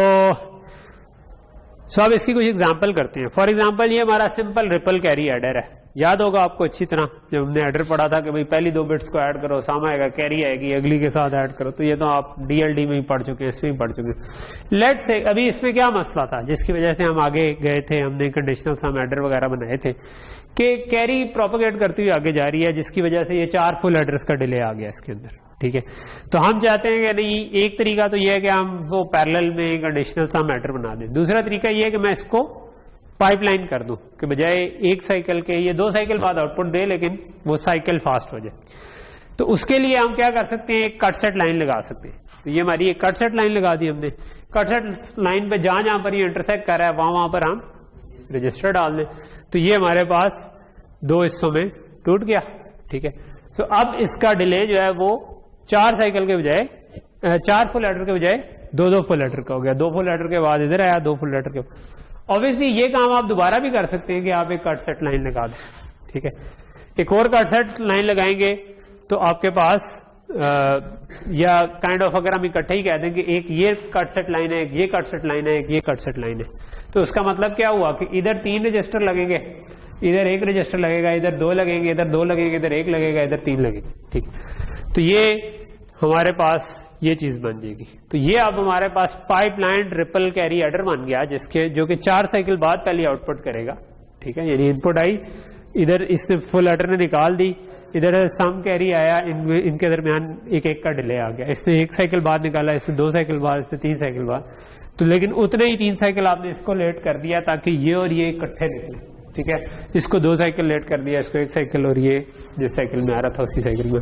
तो ये हमारा पाइपलाइन ट्रिपल कैरी एडर बन सकता है कट सेट रीटाइमिंग के बाद। ठीक है, यही काम आप नोड्स के थ्रू भी कर सकते थे। ठीक है, ऑब्वियसली टाइम वाइज बात का ना इसी चीज को देखना इस तरह ज्यादा इजी लगता है। ठीक है, अगर मैं देखूं ना तो 1 2 3 4 ये पहला रजिस्टर की लेवल आ रहा है, दूसरा रजिस्टर लेवल ये आ रहा है, तीसरा रजिस्टर लेवल आखिरी वाला आ रहा है। तो अगर मैं इनको सीधा कर दूं थोड़ा सा पकड़ के कि जो एक लेवल आ रहा है उसको स्ट्रेट लाइन में डाल दूं, तो यही वाला जो चीज है ना वो ये बन जाएगी। तो ये हमें ये वही वाली चीज है, बट ये हमें टाइम वाइज देखना इजी है कि हाँ जी पहले साइकिल में पहला फुल एडर ने रिजल्ट निकाला, आपने उसको रजिस्टर कर दिया, दूसरे साइकिल में उसके रिजल्ट को ऐड किया, आगे आ गया, तीसरे में इसके रिजल्ट को ऐड किया, आगे आ गया, चौथे में उसको उसकी आउटपुट आ गई। जो इनपुट आ रही थी वो आपने हर दफा, क्योंकि इसने दूसरे साइकिल में चलना था तो इसको 1 साइकिल डिले मिली, इसने तीसरे में चलना था तो इसको ये 2 साइकिल वाला डिले मिला, इसको चौथे में चलना तो इसको 3 वाला डिले मिल रहा है। तो ये उसी को हमने थोड़ा सा रीस्ट्रक्चर करके लिख दिया, लेकिन बेसिकली सेम चीज है। ओके, यही पाइपलाइनिंग अगर मैंने नोड ट्रांसफर के जरिए करनी होती ठीक है। तो फीड फॉरवर्ड पाथ था, तो मैं इस जगह पर जितने मर्जी रजिस्टर, लेट्स में कहता हूं ये मेरी कट सेट है, इसके ऊपर मैंने जितने मर्जी रजिस्टर डाल दिए, ठीक है, क्योंकि इनपुट है ना, मैं इनपुट को 4 साइकिल डिले भी कर सकता हूं, 3 साइकिल भी। अब नोड ट्रांसफर थ्योरम के जरिए मैं क्या कर सकता हूं कि इसके इनकमिंग एजेस पे अगर 3 का डिले है तो आउटगोइंग पे 2 रजिस्टर डाल दो, कर सकता हूं ना ये। तो ये वाला चीज अप्लाई करूं तो मेरे पास ये चीज बन जाएगी, ठीक है। फिर यही चीज मैं दूसरी दफा अप्लाई करूं तो ये चीज बन जाएगी, ठीक है। बात समझ आ रही है कि पहली दफा मैंने एक रजिस्टर था, ये रजिस्टर था, पहली नोड पर अप्लाई किया, ये चीज बन गई। अब दूसरी नोड पे अप्लाई करूंगा तो अब इधर से भी 2 इनपुट आ रही है, इधर से भी, इसके दोनों आउटपुट पे निकाल दी, ठीक है। तो ये इस तरीके हो जाएगा, ठीक है। लेकिन इसका मुझे फायदा नहीं है क्योंकि आप 2 फुल एडर का डिले तो फिर भी आ ही रहा है, तो बेहतर था कि मैं पीछे से एक और रजिस्टर लेकर उसको आगे मूव कर दूं। तो वो मैं कर सकता हूं कि वो मैं ये कर सकता हूं कि मैं 3 रजिस्टर्स रखूं और फिर मैं पहले साइकिल में वो 3 इधर ले जाऊं, ठीक है। ये बात समझ आ रही है कि मैंने क्या किया, मैंने कहा जो भी इनपुट आ रही थी सब के इस कट लाइन में मैंने 3 रजिस्टर्स डाल दिए, ठीक है। उसके बाद मैंने पहली दफा इस नोड के ऊपर अप्लाई किया तो तीनों रजिस्टर इधर भी आ गए, इधर भी आ गए, क्योंकि सारी इनपुट पे आ रहे थे। तो फर्स्ट स्टेज पे आपके पास ये हुआ। दूसरी स्टेज में मैंने क्या किया, मैंने कहा मुझे इधर रजिस्टर चाहिए क्योंकि एक फुल एडर के डिले के बाद रजिस्टर चाहिए, तो अब मैं अगले पे इन 2 को आगे फॉरवर्ड कर दूं, ठीक है। तो इन 2 को फॉरवर्ड करूंगा तो वो ये दोनों उठ के इधर आ जाएंगे, ये दोनों उठ के इधर आ जाएंगे। तो एक स्टेज के बाद मेरे पास ये चीज हो जाएगी। अब मुझे इधर भी रजिस्टर चाहिए क्योंकि एक फुल एडर का डिले ये है, एक फुल एडर का डिले ये है, तो एक रजिस्टर मुझे इधर चाहिए। अब मैं क्या कर सकता हूं कि इसके ऊपर एक के ऊपर अप्लाई कर दूं, ठीक है। सो एक के ऊपर अप्लाई करूंगा, ये इधर आ जाएगा, ये इधर आ जाएगा। अगेन नोड ट्रांसफर थ्योरम से भी मेरे पास वही वाला सर्किट बन गया जो कि कट सेट 3 लाइनें लगाई थी इनमें, और ये पीछे वाला जो मैंने कट सेट से बनाया था इसमें कोई फर्क नहीं है, यही वाला सर्किट आपके पास नोड ट्रांसफर के बाद भी बन गया। सो you can apply both techniques, ठीक है। आप दोनों तरह की टेक्निक्स को इस्तेमाल कर सकते हैं जब आपने कट सेट की टाइमिंग करनी है, और डिले ट्रांसफर भी कर सकते हैं और सिंपल कट सेट लाइन लगाकर उधर रजिस्टर इंसर्ट कर सकते हैं अगर फीड फॉरवर्ड पाथ। ओके, सो अच्छा, ये फिल्टर की एग्जांपल हम, मेरा ख्याल है कि कोई बहुत ही दफा कर चुके हैं FIR की, इस पे तो मैं खुद तंग आ गया हूँ। लेकिन एनीवे, तो ये हमने क्या किया हुआ था कि ये कंप्रेसर सा बनाया हुआ था। हमने क्या किया था कि फिल्टर के जो लेट से 3 टैप्स हैं, उन तीनों टैप्स को आप कैनोनिक सैंड डिजिट फॉर्म में ले जाएं और उसके बाद आप उनका कंप्रेसर लगा दें। लेकिन अब आप क्या नई चीज कर सकते हैं, आप कहते हैं कि नहीं मैंने ये कंप्रेशन अप्लाई की but still I am not satisfied, ये तेज उतना नहीं चल रहा जितना मैं चलाना चाहता हूं, तो अब आप इसको पाइपलाइन कर सकते हैं, ठीक है। सो पाइपलाइन कैसे कर सकते हैं, क्योंकि ये फीड फॉरवर्ड पाथ है, इधर से इनपुट आ रही है, सीधा इस तरफ से आगे जा रही है, कोई चीज वापस नहीं जा रही, तो इसका मतलब है आप कट सेट लाइन लगाकर उस जगह पर रजिस्टर्स ऐड कर सकते हैं। तो हम इसको ये कह सकते हैं कि यार तुम हर स्टेज के बाद एक रजिस्टर डाल दो। तो अब इसका मतलब है कि ये तो पार्शियल प्रोडक्ट्स थी ना, तो इसमें तो सिर्फ नॉट का डिले था या असल वो वाला आ रहा था। 3 to 2 कंप्रेसर का डिले, 3 to 2 कंप्रेसर का डिले, 3 to 2 कंप्रेसर का डिले एंड सो ऑन। आखिर में आके आपके पास एक कंडीशनल प्रोपेगेट एडर का डिले, वो भी आपने अगर नहीं लगाना तो आप अगले वाले को भी यही पार्शियल सम पार्शियल कैरी दे दें, वो इसके साथ आगे कंप्रेसर लगाता रहेगा जहां जहां पर उसको चाहिए हुआ। जब पूरा काम हो जाएगा तो आखिर में एक कैरी उस कैरी प्रोपेगेट एडर को भी हम पाइपलाइन कर सकते हैं, ठीक है, क्योंकि हमने पीछे रिपल कैरी एडर जिस तरह पाइपलाइन किया। तो एक्चुअली फिर सारी चीजें आपकी या 3 to 2 कंप्रेसर के डिले पे आ जाएंगी या फुल एडर के डिले पे आ जाएंगी। ये हमने अब जिस तरह कंडीशनल सम एडर पढ़ा था, ठीक है, उसके अंदर जो सबसे फास्टेस्ट वाला हमारा था जिसमें पैरेलल में हम कंप्यूट करते जाते थे 0 1 अज्यूम करके कैरी, और उसके बाद उनमें से भी चूज करते जाते थे।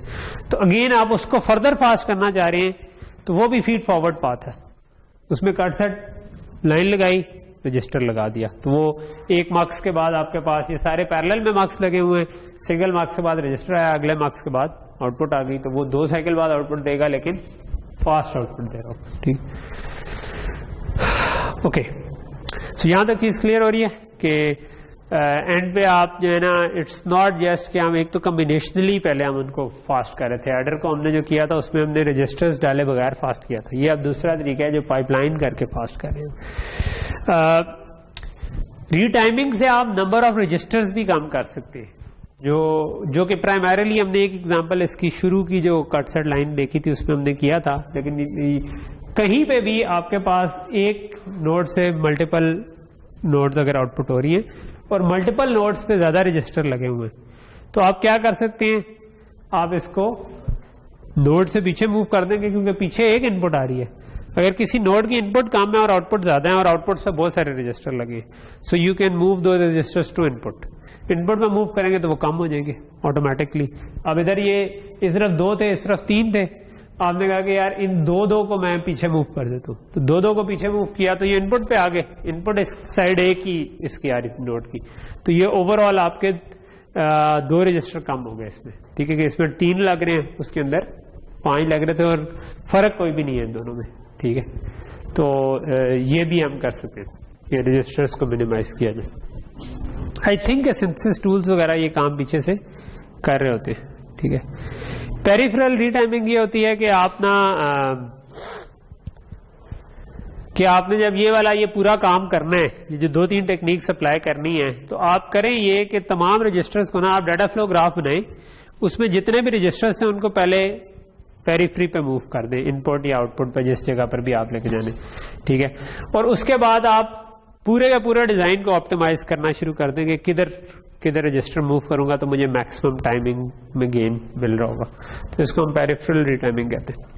ठीक है, फॉर एग्जांपल ये आपका ओरिजिनल डिजाइन था, ठीक है, जिसमें कोई भी ये काम हो रहे थे लेकिन ये रजिस्टर लगे, तो अब आप क्या कर सकते हैं, आप रजिस्टर को पेरिफ्री पे मूव कर लें, यानी इनपुट या आउटपुट पे मूव कर लें। ठीक है, अगर इनपुट पे मूव करना है तो इसको ये 2 रजिस्टर हैं, इनको इस जगह पर ले जाए, वो 2 रजिस्टर हैं उनको आउटपुट पे ले जाए, तो ये पेरिफ्री पे चले जाएंगे। ठीक है, तो ये आपके पास पेरिफ्री पे मूव हो गए। ठीक है, क्योंकि नो ट्रांसफर है ना, सो नो ट्रांसफर क्या कहता है कि इस इनपुट रजिस्टर को मैं उठाकर इधर लेके जा सकता हूँ, इस इनपुट रजिस्टर को मैं इधर ला सकता हूँ और अगले स्टेप में इधर ला सकता हूँ, तो ये 2 रजिस्टर इधर आ जाएंगे। इसी तरह इस रजिस्टर को उठाकर इनपुट पे लेके जा सकता हूँ, इस रजिस्टर को भी इनपुट, तो ये मेरे पास पेरिफ्री पे पहुंच गए। ठीक है, अब उसके बाद मैं ग्लोबली सोचूंगा किस जगह पर रजिस्टर को मूव करना मुझे टाइमिंग में बेस्ट मदद देता है, और मैं उसके हिसाब से रजिस्टर्स को मूव कर दूं, तो ये वाला मेरा रीडिजाइन हो जाएगा जिस जगह पर मुझे बेस्ट मिल रहा हो। तो यार ठीक है, इसमें क्या हो रहा है कि एक ब्राउन बॉक्स जो है ना, ये नहीं, इधर से इनपुट आ रही है, इधर से इधर जा रही है, इधर से, तो ये एक का डिले आपके पास आ रहा है, एंड पे आपने उसको सीरियलाइज इस तरीके से कर लिया। ठीक है, तो ये इधर जब हम देख रहे थे इधर नजर नहीं आ रहा था, लेकिन जब हमने इसको मूव किया तो ये हमारे पास इस तरह। ओके,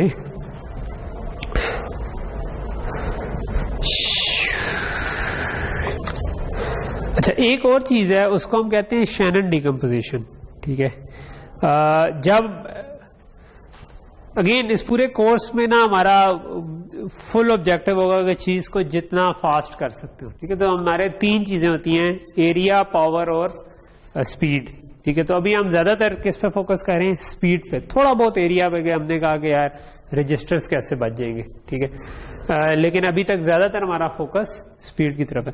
बट वी नो कि हाँ, अगर हमें एरिया कंस्ट्रेंट हो तो हम कंडीशनल समैटर के बजाय रिपल कैरिएटर लगा देंगे, तो उसमें कम एरिया लग रहा होगा। ठीक है, इसी तरह मल्टीप्लायर का भी कोई मतलब, आप डाडा ट्री के बजाय वॉलेस के बजाय डाडा कर दें तो वो थोड़ा सा कम खा रहा होगा, या उसके बजाय आप वो भी पैरेलल में करने के बजाय सीरीज में काम कर लें तो आपके पास चीजें हो सकती। तो ये वाली टेक्निक्स अभी जो हम देख रहे हैं वो ज्यादा पाइपलाइनिंग जो है ना, वो उसका मकसद है चीज को फास्ट करना। ठीक है, तो अभी जो हम रीटाइमिंग या पाइपलाइनिंग कर रहे हैं उसका मकसद है फास्ट करना ज्यादा से। तो उनमें एक और चीज है शैनन डिकम्पोजिशन। शैनन डिकम्पोजिशन ये है कि आप जब आपके पास फीडबैक पाथ होता है ना, तो जिस तरह इधर आप फीडबैक पाथ है, ठीक है, तो फीड फॉरवर्ड पाथ में तो आप रजिस्टर्स को मूव कर देते हैं। ठीक है, फीडबैक पाथ में ना आप अब जिस तरह इधर से कोई रजिस्टर नहीं है इनपुट पे, तो अब आप इधर से आगे रजिस्टर मूव नहीं कर सकते। क्यों नहीं कर सकते? क्योंकि तमाम इनपुट्स पे चाहिए था रजिस्टर, इस वाले इनपुट पे रजिस्टर एग्जिस्ट नहीं करता। तो इसका मतलब है कि मैं इस नोड के आउटपुट पे इनको नहीं लेके जा सकता। तो अब ये मेरी लिमिटेशन आ गई इस फीडबैक पाथ की वजह से कि मैं पीछे से रजिस्टर्स को आगे मूव नहीं कर सकता। इसी तरह अगर मैं कट सेट लाइन कोई लगा भी दूं इसके ऊपर, तो ये रजिस्टर मूव होकर दूसरी तरफ चला जाएगा, ये इधर आ जाएगा।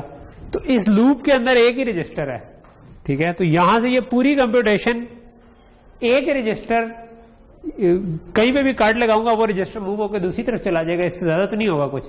तो इस पूरे जो F1, F2, F0 का काम है, ये एक साइकिल से के अंदर ही हो सकता है। इससे ज्यादा मैं इसको ऑप्टिमाइज नहीं कर सकता कि मैं कहीं पे रजिस्टर नहीं डाल सकता, क्योंकि ये फीडबैक है। इस पे कट सेट पे मैं रजिस्टर मूव करूंगा, वही रजिस्टर इस पूरी कंप्यूटेशन में इधर चला जाएगा। इसका मतलब है F2, F0 फिर इधर नहीं रहेगा, इधर नहीं रहेगा। तो अगेन उस रजिस्टर से रजिस्टर तक आने में मुझे कितना टाइम लगेगा? अगेन ये पूरा जो 3 के 3 फंक्शनल यूनिट्स हैं। तो इसको फर्दर ऑप्टिमाइज करने की हमारे पास ऑप्शंस खत्म हो रही है। लेकिन अगर अब ये डिपेंड करता है कि ये क्या चीज है। हो सकता है कि ये कोई F2 जो है ना, इसकी आउटपुट 0 या 1 ही सिर्फ आ सकती है, लेट्स अज्यूम, ठीक है। तो अगर ये सिंगल बिट आउटपुट आ रही है जिसको ये वाला फंक्शनल यूनिट यूज कर रहा है, तो हम वही काम कर सकते हैं कि जो हमने CSA वगैरह में किया था या कैरी सेव एडर में किया था, कि हमने कैरी सिलेक्ट एडर में या कंडीशनल सम एडर में, कि हम इस चीज को 0 भी अज्यूम कर लें और उसके हिसाब से भी कंप्यूटेशन कर लें, इस चीज को 1 भी अज्यूम कर लें और उसके हिसाब से भी कंप्यूटेशन कर लें, और ये जो असल में इनपुट आ रही है इसकी बेस पे सिलेक्ट कर लें कि क्या इनमें से चूज करना है। तो यहां पर अब हमने ये किया है कि उसको 0 अज्यूम करके भी हमने कंप्यूटेशन कर ली और 1 अज्यूम करके भी कंप्यूटेशन कर ली, और इस जगह पर हमने एक मार्क्स लगा दिया जो कि सिर्फ चूज कर रहा है कि 0 वाला उठाना है या 1 वाला उठाना है। तो अब अगर वो कंप्यूटेशन जो इधर वैसे ज्यादा टाइम लेनी थी, वो अब ये फीड फॉरवर्ड बन गया। इसमें मैं रजिस्टर कहीं पे भी लगा सकता हूँ, ठीक है। वो फीडबैक जो है ना, वो हमने आ रहा इस जगह पर आगे मूव हो गया मार्क्स पे। तो ये रजिस्टर में किसी एरिया ज्यादा होगा, स्पीड गेन करनी है और तो एरिया की कुर्बानी देनी पड़ेगी। एरिया गेन करना, स्पीड देनी पड़ेगी। मोस्ट ऑफ द टाइम इनमें से कोई एक हमें अवेलेबल होता है, लेकिन अगर एक भी अवेलेबल नहीं है फिर आप बड़ा FPGA खरीदिए, कुछ ऐसा काम करें, बड़ा ऐसे बने। यहां तक चीज क्लियर होगी, ठीक है। तो छोटी छोटी हम टेक्निक्स आज देख रहे हैं जो कि रीटाइमिंग से रिलेटेड है। अच्छा, ये एक और हमारा डिजाइन है जो कि अगेन IIR का है, जिसमें फीडबैक आ रहा है आपके पास। तो हम देखना ये चाह रहे हैं, इसको हम कहते हैं कि जो इटरेशन बाउंड, उसको हम कहते हैं, ठीक है। कि आपके पास अगर फीडबैक आ रहा है इसके अंदर, ठीक है, तो इसके अंदर मैं देखूं तो ये एरोज जो लगे हुए हैं ये लूप शो कर रहे हैं कि इसके अंदर 3 फीडबैक्स आ रही है। ये वाला लूप है, ठीक है। फिर आपके पास ये वाला लूप है, ठीक है, यहां से इनपुट आ रही है, यहां से कंप्यूट होकर वापस कुछ जा रहा है। फिर आपके पास ये बड़ा वाला लूप है, ठीक है। ये येलो वाले ये सारे मल्टीप्लायर हैं, ये जो मैरून है ये आपके पास एडर है। तो ये आपका कंप्यूटेशन हो रही है। तो ये आपके 3 फीडबैक्स आ रहे हैं। अच्छा, अब क्लॉक कैसे डिसाइड होता है, मैंने आपको बताया था किसी चीज को कितना फास्ट चला सकते हैं, जितना मैक्सिमम कॉम्बिनेशनल डिले जो आपका किसी चीज का आ रहा है ना, उससे आपको स्लो ही रखना पड़ता है। तो अगर फीडबैक पाथ है तो इसमें कॉम्बिनेशनल डिले अगर मैंने कंप्यूट करना हो तो एक ये मेरे पास है, तो इसके अंदर एक एडर, एक मल्टीप्लायर, 2 एडर का डिले है। एक ये मेरे पास आ रहा है, इसके अंदर 2 मल्टीप्लायर, 2 एडर और 1 एडर का डिले। एक मेरे पास ये वाला आ रहा है, इसमें 1 मल्टीप्लायर, 1 एडर और 1 एडर। तो बेसिकली ये वाला जो पाथ है जिसमें adder multiplier adder multiplier adder adder, ये डिले काफी बड़ा आ रहा है मेरे पास। ये जितना टाइम ले रहा है मुझे क्लॉक को इससे स्लो रखना पड़ेगा, अदरवाइज मेरा सर्किट ठीक काम नहीं करेगा, अनलेस कि मैं इसको रीटाइम इस तरीके कर लूं कि मेरे पास चीज फास्ट है। तो ऐसे केस में हम कितना बेहतर जा सकते हैं, उसके लिए एक चीज होती है जिसे हम कहते हैं लूप बाउंड, ठीक है।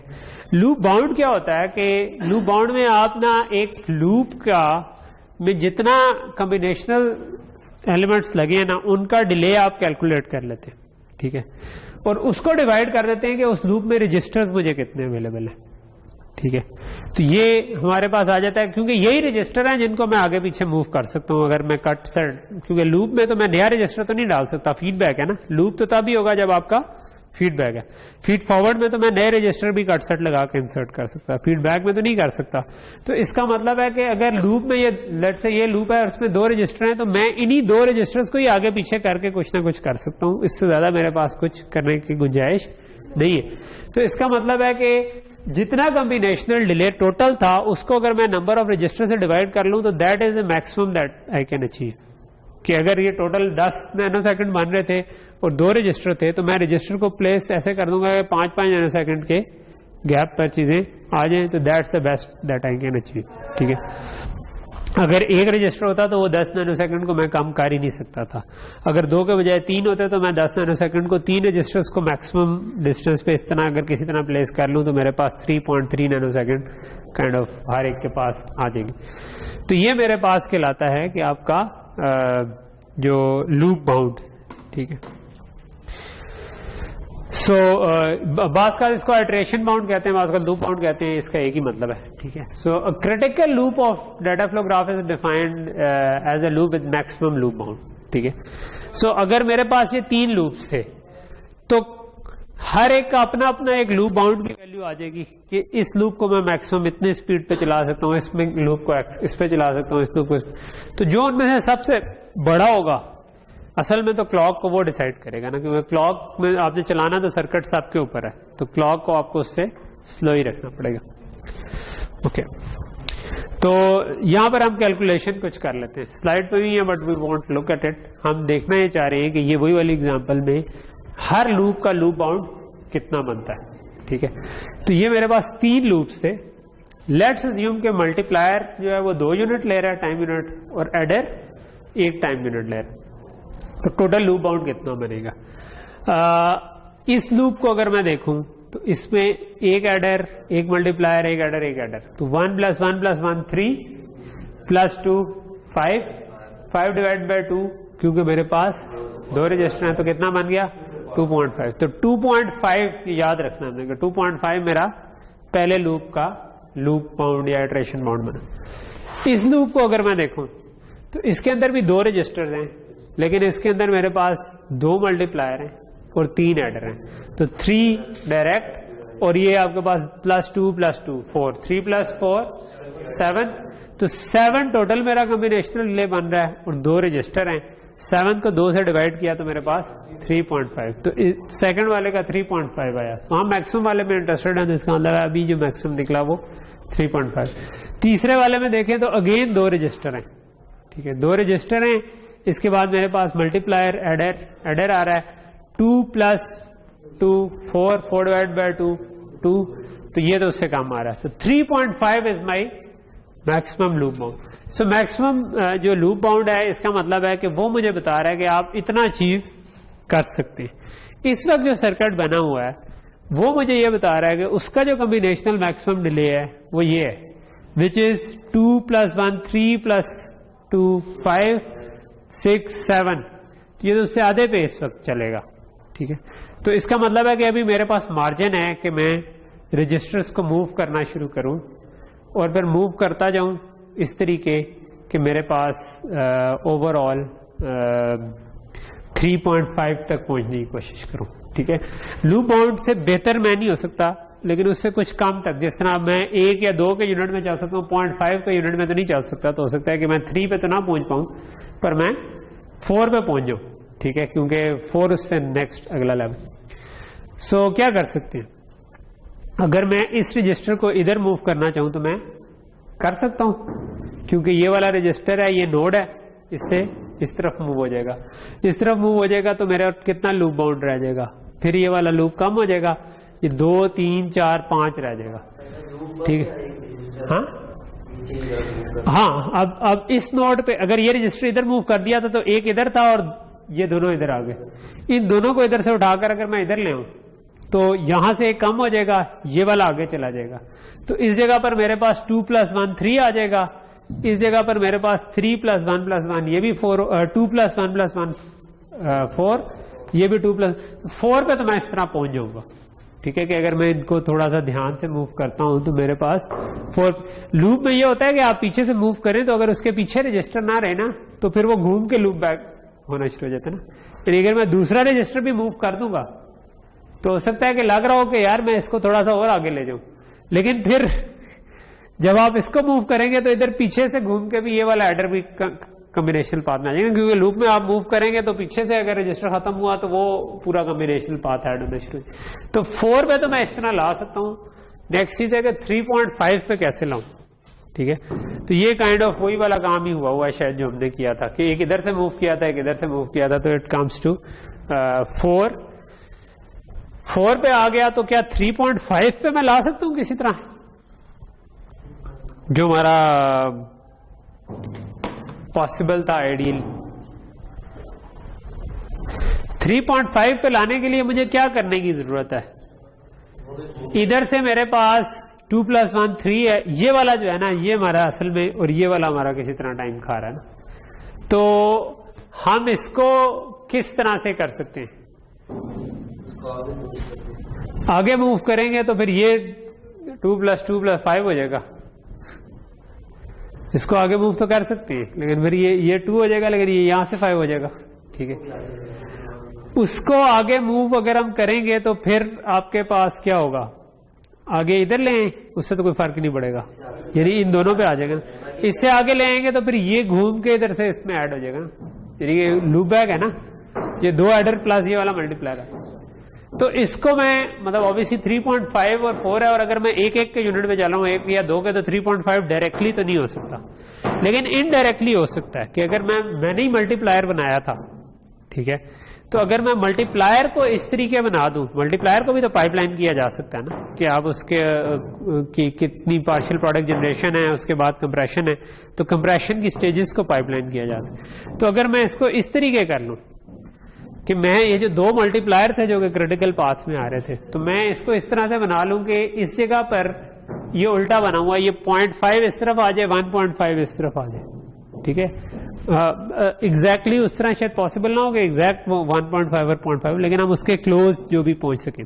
तो लेट्स से कि आइडियली ये पॉसिबल था कि मैं उसको एक फुल एडर के डिले जो हमारे पास कंप्रेशन ट्री में आ रहे थे, उनके बाद मैंने कुछ इस तरह से उसको पाइपलाइन किया कि इस तरफ 0.5 रह गया, इस तरफ 1.5, और इसको भी मैंने इस तरीके किया कि इसके इस तरफ 0.5 रह गया, उस तरफ 1.5।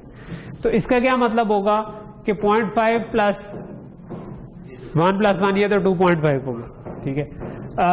जो आपका यहां पर अगर इस तरफ 1.5 और इस तरफ 0.5 है, तो 1.5 प्लस तो ये 3.5, और 0.5 + 1 + 2 ये भी 3.5। तो ये इस तरीके से स्टिल आप ऑप्टिमाइज कर सकते हैं कि बाकी आपने इसी तरह रहने दिया, लेकिन इन दोनों मल्टीप्लायर को आपने दरमियान में पाइपलाइन इस तरह कर दिया कि वो जो रजिस्टर था वो आपने मल्टीप्लायर के अंदर मूव कर दिया। तो ये बेसिकली आपका ये वाला रजिस्टर था जो आपने इसके अंदर मूव कर दिया, ठीक है। और ये वाला रजिस्टर था कि आपने इस सब ग्राफ इसके बना दिए दो, कि आपने कहा कि ये मेरा एक है, ये खुद भी तो एक डाटा फ्लो ग्राफ था जिससे आप कंप्रेशन हो रही थी, तो उसके अंदर मैं इसको ले जाऊँ, तो ये काम हम कर सकते। ये आज ठक ठक क्या शुरू हो गया अभी। अच्छा, सो ये तो हमारा इटरेशन पीरियड बाउंड हो, ओके। सो कट सेट रीटाइमिंग आप इस पे अप्लाई कर सकते हैं। एक तो नोड से आप मूव कर सकते हैं, एक आप कट सेट रीटाइमिंग से भी यही काम कर सकते हैं। जिस तरह अगर मैं इधर इस केस में 2 रजिस्टर्स थे, ठीक है, और इस जगह पे एडर है और मल्टीप्लायर है, तो ये आपके पास बनता है 2 + 1। अच्छा, इस केस में ज्यूम किया हुआ कि मल्टीप्लायर और एडर दोनों एक साइकिल ईच लेते हैं, तो ये 2 आपके पास है, तो 2 / 2 1, तो आपके पास 1 का डिले आना चाहिए, कि अज्यूमिंग के इस केस में ये दोनों इक्वल ले रहे हैं टाइम, तो ये आपके पास 1 का डिले आना चाहिए। तो एक तो हमारे पास नोड वाला तरीका था कि आप नोड वाला तरीका ये था कि मैं इस नोड से उस तरफ इस रजिस्टर को मूव कर दूं, तो वो तो कर ही सकते हैं।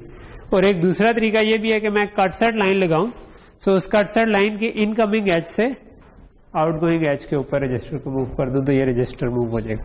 क्योंकि इधर पहले ही मेरे पास 2 रजिस्टर थे तो इधर मैं उनके साथ कुछ खेल कूद सकता हूं। अगर एक रजिस्टर होता तो मैं कुछ नहीं कर सकता था। तो ये कट सेट से भी वही काम आप कर सकते हैं जो नोट ट्रांसफर से हम कर रहे थे। ठीक है, ओके।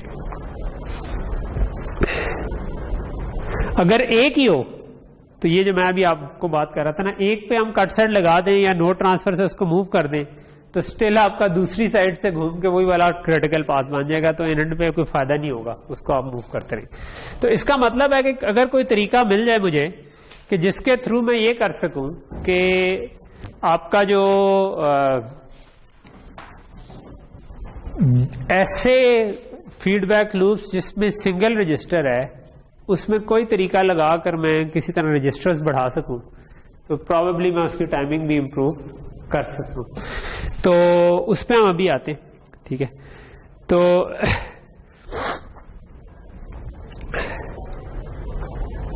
ये आपकी अगली एग्जांपल आ गई। ठीक है, इसमें एक ये फीडबैक पाथ्स आ रहे हैं।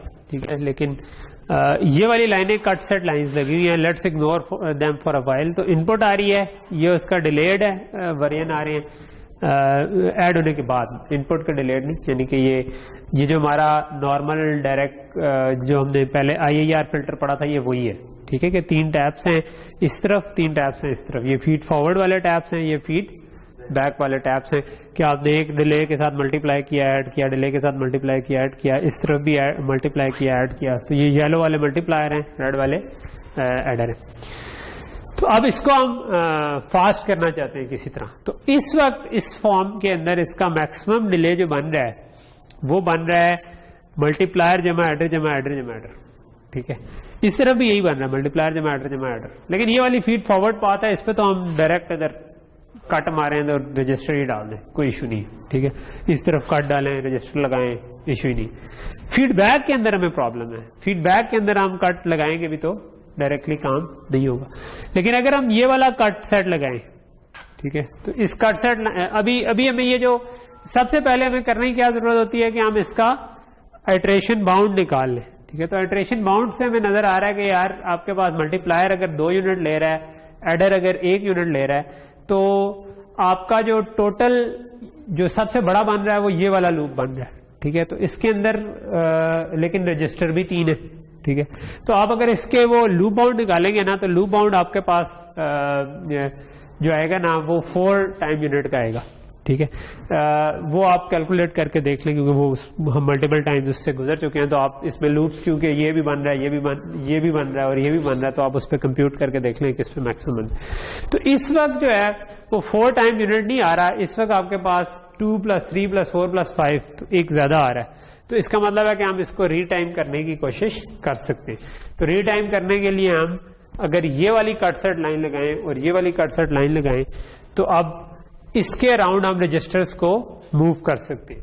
सो इस कट सेट लाइन को अगर मैं देखूं तो ये इसका, अगर मैं इसकी अपर वाली साइड को देखता हूं लेट से, ठीक है, क्योंकि मैंने कहा था कि कट सेट फीडबैक है ना, तो मैं दोनों, तो इसका मतलब हुआ ये किसी और का भी मोबाइल अगर साइलेंट नहीं है तो साइलेंट कर ले। ये इसके आउटगोइंग एज है, ये भी आउटगोइंग एज है, ये आपका इनकमिंग एज है। ठीक है, सो ये रजिस्टर से नीचे की तरफ आ रहा है ना एरो, ये इनकमिंग एज है, ये आउटगोइंग एज है, ये आउटगोइंग एज है और ये भी आउटगोइंग एज है। ठीक है, इस लाइन के ऊपर की तरफ देखूं तो ये यानी इस तरफ देखूं तो ये बाहर निकल रहा है, ये बाहर निकल रहा है, ये बाहर निकल रहा है और ये इसको इनपुट।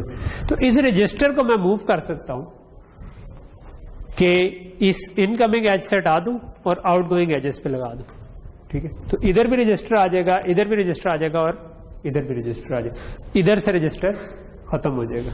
यही काम मैं इधर करूंगा तो इधर से रजिस्टर खत्म हो जाएगा, इधर भी रजिस्टर आ जाएगा, इधर भी रजिस्टर आ जाएगा, इधर भी रजिस्टर आ जाएगा। तो 2 कट सेट लाइन लगाई तो हमारे पास ये रजिस्टर्स मूव हो गए, नई फॉर्म आपके पास ये बन गई। ये तो सेम फॉर्म ही नहीं है, अच्छा ये मूव हो गए। ठीक है, तो अब आपके पास जो क्रिटिकल पाथ है वो चेंज हो गया। अब आपके पास 2 एडर और 1 मल्टीप्लायर वाला क्रिटिकल पाथ बन गया जो कि 4 जिसका डिले आ रहा है। ठीक है, तो 4 ही था हमारा लूप बाउंड, तो इससे ज्यादा हम इम्प्रूव नहीं कर सकते थे। तो यहां तक चीज क्लियर हो गई। लूप बाउंड्स के बियॉन्ड भी हम जा सकते हैं, लेकिन वो हम नेक्स्ट क्लास में जाएंगे अब, क्योंकि अब टाइम हो गया और आजकल असर भी खत्म हो गया। ठीक है कामरान।